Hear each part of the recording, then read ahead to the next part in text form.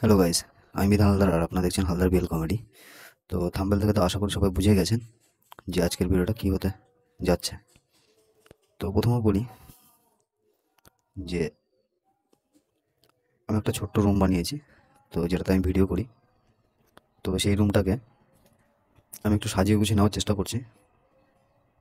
রুমটা অনেক পরিমাণ নোংরা হয়ে গেছিলো, তাই রুমটার একটু যত্ন নিচ্ছি। তো দেখুন আমি কীভাবে যত্ন নিই। তো প্রথমত সার্ফের জল দিয়ে আমি রুমটাকে পরিষ্কার করে নিচ্ছি পুরো। তো একা একা পরিষ্কার করতে অনেকই কষ্ট হচ্ছে আমার, কারণ এই রুমে কোনো পাখা নেই, হাওয়া বাতাস ঢোকে না, পুরো বদ্ধ একটা রুম। আর কেউ হেল্প করার কেউ নেই, জল একা একা টেনে টেনে করতে হচ্ছে। কারণটা হলো আমার এতটা খাটনি করতে হতো না। এই যে রুমটা, এই রুমটার কোনো দরজা নেই। তো দরজা না থাকার কারণে রাতের বেলা রুমটাতে কুকুর ঢুকে যায় ভিডিও করার জন্য।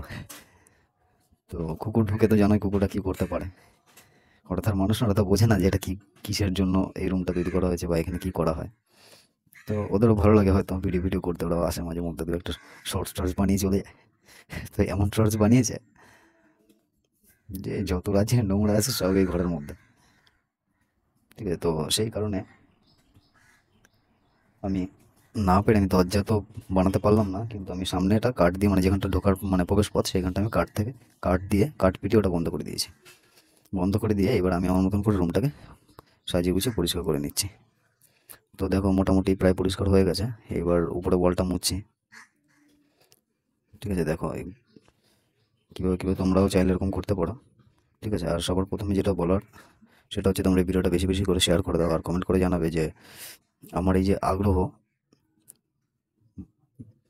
আমার যে কনফিডেন্স লেভেল, সেটা তোমরা যদি একটু আমাকে সাপোর্ট করো তাহলে হয়তো আরও বেশি কনফিডেন্স লেভেলটা আরও বেশি বেড়ে যাবে। তো তাহলে আমি হয়তো এর থেকে ভালো ভালো ভিডিও, এখন যেরকম টাইপের করছি হয়তো তার থেকে ভালো ভালো টাইপের ভিডিও উপস্থাপন তোমাদের সামনে করতে পারবো। তোমরা ভিডিওটা অবশ্যই করে শেয়ার করে দেবে, লাইক করবে, কমেন্ট করবে। আমি কমেন্টের রিপ্লাই অবশ্যই করে দেওয়ার চেষ্টা করব। তো গাইজ দেখো মোটামুটি রুমটা কিন্তু পরিষ্কার হয়ে আসছে প্রায়। এখন একটু জল দিয়ে ধুলেই, জল দিয়ে পরিষ্কার করলে হয়ে যায়। আর এই পাশে আমি একটা গ্রিন স্ক্রিন লাগিয়েছিলাম, যেখানে ভেবেছিলাম যে ব্যাকগ্রাউন্ড রিমুভ করে আমি কিছু ভিডিও করব। তো সেটা আমার দ্বারা সম্ভব হচ্ছে না, তার কারণ আমি কোনো প্রিমিয়াম অ্যাপ ইউজ করি না, এডিটার অ্যাপ কোনো ইউজ করি না, আমি নর্মাল ইউজ করি। তার কারণে গ্রিন স্ক্রিনে ভিডিও করলে ভিডিওর পাশ থেকে সবুজ সবুজ টাইপের শ্যাডো চলে আসছে, তার কারণে আমি গ্রিন স্ক্রিনে ভিডিও করতে পারছি না। তো তোমরা বলবে যে আমার রুমটা কেমন হয়েছে। আমি পুরোপুরি রুমটা কাজ করতে কমপ্লিট করতে পারিনি, তার কারণ করার ইচ্ছা অবশ্যই আছে, এরপরে হয়তো ভবিষ্যতে করবো সেরকমভাবে ভালো ভালো করে। তার কারণ এটা আমার পার্মানেন্ট ভিডিও করার রুম না, এটা আমার রান্নাঘর। তো কিছুদিন পরে তোমরা যে উপরে চালটা দেখছো সেটা ছাদ হয়ে যাবে। ছাদ হয়ে গেলে তো এখানে আর ভিডিও করা যাবে না, আমার অন্যত্র কোনো জায়গা বেছে নিতে হবে। সেই কারণে আমি পুরোপুরি ঘরটাকে সাজাতে পারছি না। তো এর জন্য আমি ক্ষমা প্রার্থী। তো গাইজ দেখো কতটা মেহনত করতে হচ্ছে শুধুমাত্র কিছু কুকুর ভিডিও করে গেছে সেই কারণে। তো আমার নিজেরই হাসি পাচ্ছে বলতে গিয়ে, তার কারণ কুকুর ভিডিও করতে আসছে, আমি ভিডিও করতে পারছি না আমার টাইমের অভাবে, কিন্তু কুকুর করে যাচ্ছে। আর একটা দুটো কুকুর না গাইজ, অনেক কুকুর ঢোকে এই ঘরে। দেখো কি অবস্থা।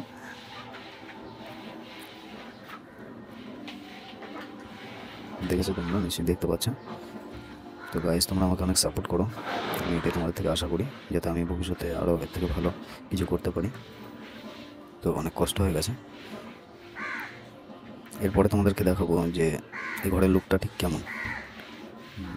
পুরো রুমটাই আমি তোমাদেরকে দেখাবো যে ঘরটা কেমন, আমি কী কী সেটআপ বানিয়েছি, কী কী করেছি না করেছি। ঠিক আছে, আর সম্পূর্ণটা পুরো নিজের হাতে, কেউ আমাকে কোনো রকম হেল্প করেনি, মানে আমার কাজে। যে ঘরটা যে দেখছো তুমি, পর্দা লাগানো থেকে শুরু করে ওয়ালপেপার লাগানো, ওয়ালে কার্পেট লাগানো, উপরের পুরো বাঁশের চাল তৈরি করা, গ্রিন স্ক্রিন টাঙানো, A to Z আমাকে নিজের হাতে সম্পূর্ণ একা একা করতে হয়েছে। তো খুব অসুবিধা হয়েছিল, কারণ এত বড় একটা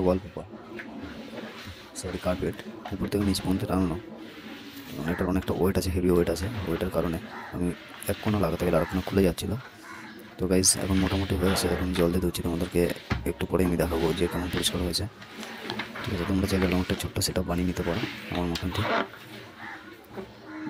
দেখবে যে তোমাদেরও তাহলে ভিডিও করার আগ্রহটা বাড়বে। তোমাদের যেমনই রুম হোক না কেন তোমরা তার মধ্যে বানিয়ে নিও, আমি যেরকম বানিয়েছি। তো গাইস, এত কষ্টের পরে মানে আমি সফলতা পেয়েছি। দেখো কি কিন্তু চকচক করছে ওয়ালপেপারটা, মানে ওয়ালপেপার না, একটা কার্পেট লাগিয়েছি যদিও, এটা এক ধরনের কার্পেট যেটা ফ্লোরে পাতানো হয়। তো দেখো কি সুন্দর চকচক করছে। আর নিচে ফ্লোরটা দেখো তোমরা, ও মাই গড, ফ্লোরের তো কোনো তুলনা নেই। তো তোমরা এভাবে কষ্ট করো, দেখবে একদিন তোমরা নিশ্চয়ই ফল পাবে, ঠিক আছে? তো অনেক কষ্ট হয়ে গেছে সত্যি, হাত টাত সব ব্যথা হয়ে গেছে, বুঝতে পারছো, ঘেমে যাচ্ছি, প্রচুর গরম আছে। তো ফাইনালি একবার বাইরের লুকটা দেখে নাও, আর পুরো একদম ঘরের লুকটা দেখে নাও। গ্রিন স্ক্রিনটা এখন খুলে ফেলেছি, তার কারণ ইটের এখানে এখানে গ্রিন স্ক্রিনটা লাগানো ছিল। তো গ্রিন স্ক্রিন লাগানো ছিল, তো এই গ্রিন স্ক্রিনটা যখন আমি পরিষ্কার করছিলাম, তো ইটের লাল লাল ছোপটা গ্রিন স্ক্রিনটা ধরে নিচ্ছিল। তো তার কারণে গ্রিন স্ক্রিনটা খুলে আমি ধুয়ে রেখেছি, পরে আবার ওটা সেট আপ করে নেব। তো গাইস, এবার পুরো লুকটা একবার দেখে নাও ভালো করে। এই দেখো, ঠিক আছে, পর্দাটা ফেলে দিতে হবে, আচ্ছা পর্দাটা থাকে এখন। আর বাইরের লুকটা দেখেন, বাইরের লুকটা আমি ফ্রন্ট ক্যামেরায় করছি, ব্যাক ক্যামেরা চালাই, ঠিক আছে? তো গাইস বেশি কিছু বলবো না। আর উপরটা দেখো, উপরের চালাটা একবার দেখো, ঠিক আছে? এটা সম্পূর্ণ নিজে আমি তৈরি করেছি, পুরো নিজে। এই যে ইট দিয়ে বাঁশ বেঁধে সম্পূর্ণ একা অনেক মেহনত করতে হয়েছে এই ঘরটা বানানোর জন্য। এটা অ্যাকচুয়ালি কি, সেটা আমার লুকটা ঠিক এরকম। আমার ভিডিও করার যে রুমটা আছে, তো একটা স্ট্যান্ড আমি কিনেছি। আর স্ট্যান্ডের সবথেকে বড় ব্যাপার যেটা, সেটা দেখো, এটা তো একটা গিম্বেল কিনেছিলাম অ্যামাজন থেকে, 300 টাকা মতন প্রাইস পড়েছিল। তো সেটার যে ক্লিপটা আছে সেই ক্লিপটা নিয়েছি। আর এটা কিন্তু অরিজিনালি, এটা যেটা আছে তোমরা এটা দেখতে পাচ্ছ, এটা দেখো তুমি কিন্তু দেখে বুঝতে পারছো একটা দেশি জোগাড়। এটা একটা ইলেকট্রিক বোর্ড ভাঙা, সেই ভাঙার একটা পার্ট নিয়েছি, সেই পার্টের সাথে আমি নাট স্ক্রু দিয়ে, ঠিক আছে, এটাকে একটা মোবাইল হোল্ডার বানিয়ে নিয়েছি। দেখো তোমাদেরকে একটু দেখানোর চেষ্টা করছি, ঠিক যেমনটা, ঠিক এখানটা তোমার মোবাইলটা পুরো আরামসে সেট আপ হয়ে যাবে। আর এই স্ট্যান্ডটা কিনেছিলাম, শুধু স্ট্যান্ডটাই নিয়ে এসেছিলাম। তো তোমরা জানো স্ট্যান্ডের কীরকম কী প্রাইস আছে, বেশি টাকা দাম না খুব একটা। শুধুমাত্র তোমাদের এরকম একটা সেট আপ করতে গেলে অল্প কিছু টাকা, 1000 খানিক টাকা মতন খরচা হবে। এই যে আমি যে এই দুটো লাইটের বানিয়েছিলাম, এই দুটো বানাতে আমি পিসবোর্ড দোকান থেকে কিনে এনেছিলাম, কিনে এনে ভিতরে দুটো 9 ওয়াটের দুটো লাইট দিয়েছি। তো এই দুটো বানাতে মোটামুটি 300 টাকা থেকে 400 টাকা মতন আমার খরচ হয়েছে, ঠিক আছে? আর স্ট্যান্ডটা নিয়েছিল তোমার 650 টাকা। আর একটা লাইট কিনেছিলাম, এটা আমি যে লাইটটা তোমরা দেখতে পাচ্ছ এখন, এটাকে ফ্যান লাইট বলা হয়। এটা আমি ট্রেনে যাচ্ছিলাম, তো একদিন দেখলাম, তো ভালো লেগে গেল। তো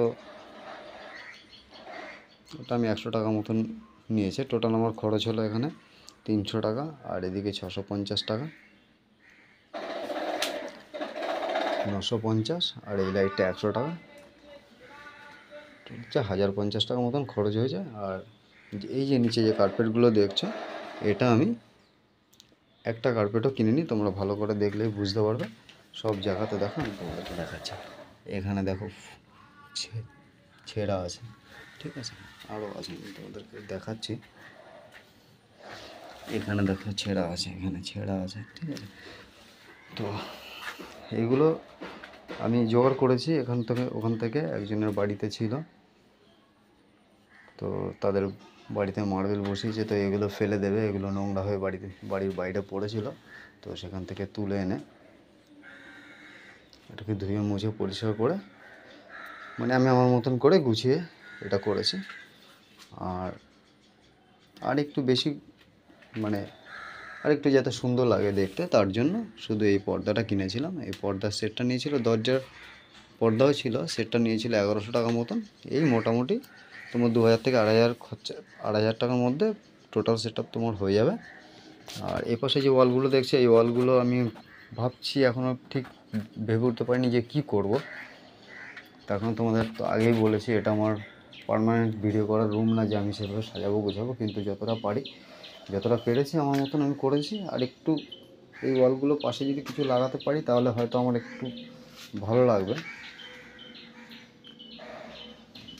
তো তোমরা চেষ্টা করো, দেখো অল্প কিছু খরচের মধ্যে। জানি টাকাটা 2000-2500 টাকা অনেক টাকার ব্যাপার, একটা দুটো টাকা না, এগুলো কিন্তু আমি একবারে কোনোটাই করিনি।